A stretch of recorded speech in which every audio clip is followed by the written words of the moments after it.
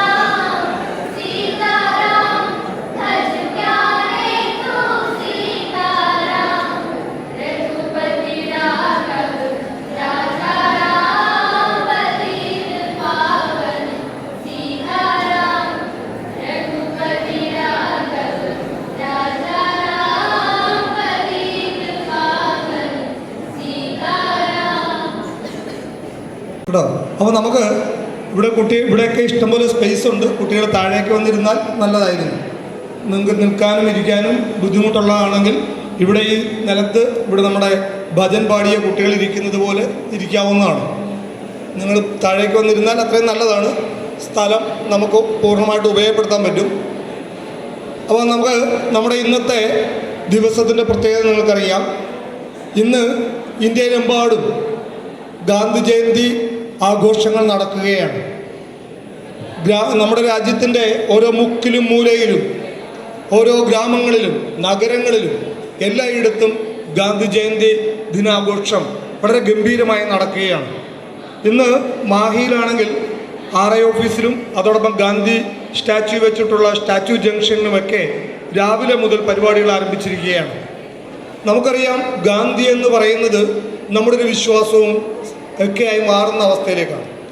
ഗാന്ധിജി നടത്തിയ സ്വാതന്ത്ര്യ സമര പോരാട്ടങ്ങൾ ഓരോ ഇന്ത്യൻ പൗരനും അറിവുള്ളതാണ്. കൂടുതൽ നമുക്ക് പറയേണ്ട കാര്യമില്ലാത്ത രീതിയിലാണ്. ഗാന്ധിജി തൻ്റെ ജീവിതം തന്നെ തൻ്റെ സന്ദേശമാണ് എന്ന് പറഞ്ഞതാണ്. നമ്മുടെ ഇവിടെ സ്ഥാപിച്ചിട്ടുള്ള ഗാന്ധി പ്രതിമയിൽ വളരെ കൃത്യമായി ആ മെസ്സേജ് എഴുതിയിട്ടുണ്ട്. എൻ്റെ ജീവിതമാണ് എൻ്റെ സന്ദേശം എന്ന് പറയുന്നു. അത് പറയാനുള്ള കാര്യം അദ്ദേഹം ജീവിച്ചത് അതേ രീതിയിലാണ്. ഇന്ന് ലോകമെമ്പാടും ഗാന്ധി ജയന്തി ദിനം ആഘോഷിക്കുന്നുണ്ട്. നമ്മുടെ രാജ്യം മാത്രമല്ല, മറ്റു രാജ്യങ്ങളും ഗാന്ധി ജയന്തി ദിനം ആഘോഷിക്കുന്നത് അഹിംസാ ദിനമായിട്ടാണ്. കാരണം ഗാന്ധിജിയുടെ ഏറ്റവും വലിയ ആയുധമായിരുന്നു അഹിംസയും രണ്ടാമത്തെ ആയുധം നിരാഹാരവുമായിരുന്നു. അദ്ദേഹം ഒരാളോടും ദേഷ്യത്തോടെയോ വൈരാഗ്യത്തോടെയോ കലുഷിതമായ രീതിയിലോ ആയിരുന്നില്ല സമരം നയിച്ചിരുന്നതും പെരുമാറിയിരുന്നത്. മറിച്ച് അഹിംസാ തത്വങ്ങളോടെയും അതേപോലെ തന്നെ സമാധാനത്തോടെയും ലാളിത്യത്തോടും കൂടിയാണ് തൻ്റെ ജീവിതം നയിച്ചിരുന്നതെന്ന് അവർക്കൊക്കറിയാം. ഗാന്ധിജി 1935 നമ്മുടെ മാഹിയിൽ വന്നിരുന്നു. മാഹി പുത്തലത്ത് വന്നിരുന്നു. മാഹി പുത്തലം ഗാന്ധിജിയുടെ സന്ദർശനം കൊണ്ട് അനുഗ്രഹീതമായ സമയമായിരുന്നു. ആ സമയത്ത് ഇവിടെ ബ്രിട്ടീഷ് ഇന്ത്യക്കെതിരെ ഗാന്ധിജിയുടെ നേതൃത്വത്തിൽ ഇന്ത്യയിലെമ്പാടും സമരം നടക്കുമ്പോൾ മാഹിയിൽ ഫ്രഞ്ച് അധീനതയ്ക്കെതിരെ, ഫ്രഞ്ച് ഗവൺമെൻറ്റിനെതിരെ ഇവിടെയും സമരം ആരംഭിക്കുകയായിരുന്നു. 1935 അന്ന് യൂത്ത് ലീഗ് എന്ന് പറയുന്ന ഒരു സംഘടന മാഹിയിൽ രൂപം കൊള്ളുകയും ഐക്യകുമാരൻ മാഷിൻ്റെ നേതൃത്വത്തിൽ അനേകം ആളുകൾ ആ സ്വാതന്ത്ര്യ സമരത്തിലേക്ക് വരികയും ചെയ്തു. അവരുടെയും സ്വാതന്ത്ര്യ സമരം നമ്മൾ ഇത്തരണത്തിൽ സ്മരിക്കേണ്ടതാണ്. ഐക്യകുമാരൻ മാഷിനെ അതുകൊണ്ട് തന്നെയാണ് മൈലി ഗാന്ധി എന്ന് വിളിക്കുന്നത്.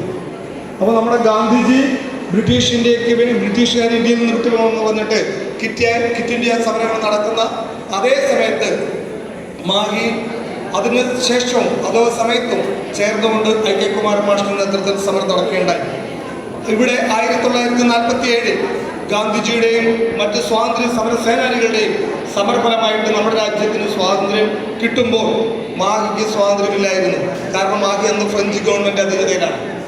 മാഹിക്ക് സ്വാതന്ത്ര്യം ലഭിക്കുന്ന 1954 നമ്മുടെ കേരളം ഉൾപ്പെടെയുള്ള മറ്റ് ബ്രിട്ടീഷ് ഇന്ത്യയുടെ കീഴിലുള്ള രാജ്യത്തിൻ്റെ മുഴുവൻ സ്ഥലങ്ങളും സ്വാതന്ത്ര്യം പ്രാപിക്കുന്നത് 1947 വീണ്ടും 7 വർഷത്തിന് ശേഷമാണ് ഇവിടെ സ്വാതന്ത്ര്യം കിട്ടുന്നത്.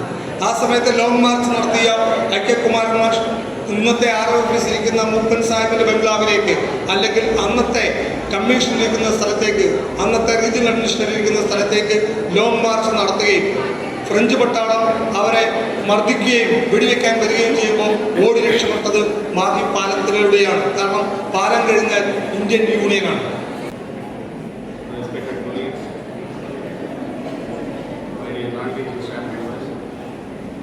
My dear friends, I consider it my pleasant privilege to be assigned this task to deliver a speech on this noble occasion. Today we are celebrating 155th year of this all-time great apostle of peace. ഇയാളാണ് ജഗത്ത് കണ്ട ഏറ്റവും വലിയ ശാന്തി. And as we celebrate this, we see yesterday, last week, last month, last year, war clouds are spreading far and wide at global level. This makes today a historic occasion. Will this Gandhi Jayanti celebration pass off as just another show, or a time to reflect his life, his teachings, his sacrifices, his compassion, his generosity, his unshakable commitment? The greatest human beings ever lived on this planet Earth has never been doubted. The easy question is, was he a saint among politicians or a politician among saints? Actually, he was both. This is reflected in another all-time great personality's own words, that is Einstein, who symbolizes the entire scientific community of our time. About Gandhiji, Einstein says, and I will put it in simple words because his words are it's a complex sentence. In simple words, Einstein's thought translates this way: Gandhiji is the only one of his kind who have lived on this earth, and future generations will find it impossible to believe a man like him lived here. That's what Einstein said. Now, much is said about the values to stand deliver the address here. In addition to that one, on October 2nd, Gandhi Jayanti, who is the father of nation, I wanted to say certain things. We need to look at Mahatma Gandhi's life. When we attained freedom, he didn't celebrate it. He started marching towards Naukali. The students of history will know. He started fighting against the plight of the people at the time. And the life, what he has gone through, he created the Sabarmati Ashram. And he himself used to clean his toilet. He was the number one person in the country at the time. There were thousands of people, not thousands, lakhs of crores of people to serve him. But he lived a simple life, and he was a example, standing as an example to the people of this country by cleaning his own toilet, by cleaning his own home. In addition to that one, that intellectual integrity what he had, that every student should be aware of. So every human being has 3 stages. One is thought, another one is word, another one is action. Usually what we think is